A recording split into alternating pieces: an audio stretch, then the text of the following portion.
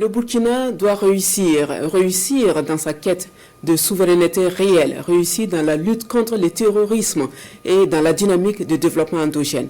Le message véhiculé par le président du Faso à la faveur donc du 65e anniversaire de l'accession du Burkina à l'indépendance est fortement apprécié par les citoyens de Ouagadougou. La synthèse avec Paul Moyenga et Moussaki. Daouda Sawadogo est vendeur de café dans la ville de Ouagadougou.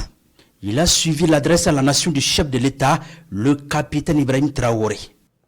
Daouda partage totalement le combat et la vision du président du Faso en matière de souveraineté du pays des hommes intègres.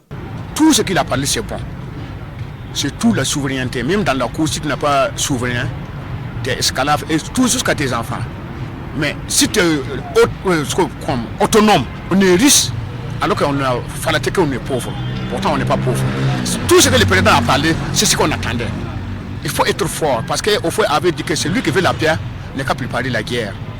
Ce qu'il a dit, nous-mêmes, on attendait à ça. Pour bon nombre de Ouagavillois, le chef de l'État a abordé plusieurs thématiques en lien avec la marche de la nation, dans ce contexte de lutte sans merci contre les ennemis du Burkina Faso. Le cadre dans lequel il a fait le discours, on sait que c'est un combattant. C'est dans le terrain, et sur le terrain du combat qu'il a fait son discours. Et encore mieux, il a pu brosser tous les secteurs. J'ai parlé de l'éducation où il a parlé de la base qu'il faut en tout cas inculquer aux jeunes l'esprit révolutionnaire. Parce que c'est à partir de la jeunesse qu'il y aura la relève. Et moi, je suis d'accord avec ce que mon président Ibrahim Traoré a dit. Parce qu'on est fatigué vraiment. Soit ils fuient et laissent notre pays, soit ils vont mourir. Ils ont deux choix. C'est à eux de faire leur choix maintenant. Rendre hommage aux braves enseignants, au personnel soignant, aux producteurs agricoles et aux communicateurs. Le discours du chef de l'État est bien galvanisant selon d'autres Ouagavillois.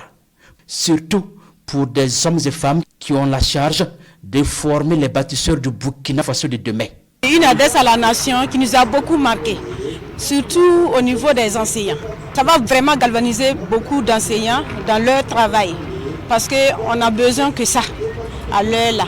Voilà, c'est pas l'argent qui fait l'homme, mais la parole dit aussi, aide quelqu'un à avancer dans son travail. Voilà, vraiment, ça m'a touché. Sincèrement, je suis fière de notre président, sincèrement. C'est un homme courageux, il est brave et puis surtout, il nous donne même l'amour de notre pays, le courage, sincèrement là, vraiment, je le remercie. Que Dieu n'a qu'à lui donner longue vie. Franc, engagé, fier, visionnaire et patriote, des qualificatifs attribués au capitaine Ibrahim Traoré après cette adresse au peuple burkinabé. Un président qui appelle de tous ses vœux au travail pour le développement du pays. Ce qui m'a le plus marqué, c'est quand il a dit qu'on avait le droit de réussir.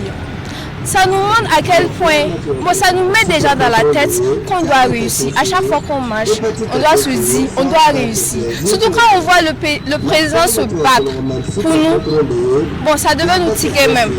Ça devait nous tirer et nous encourager à vraiment réussir, à vraiment progresser. L'entendre, nous, Burkinabés, tous les jeunes, nous avons l'espoir que vraiment un lendemain meilleur est vraiment attendu à tous.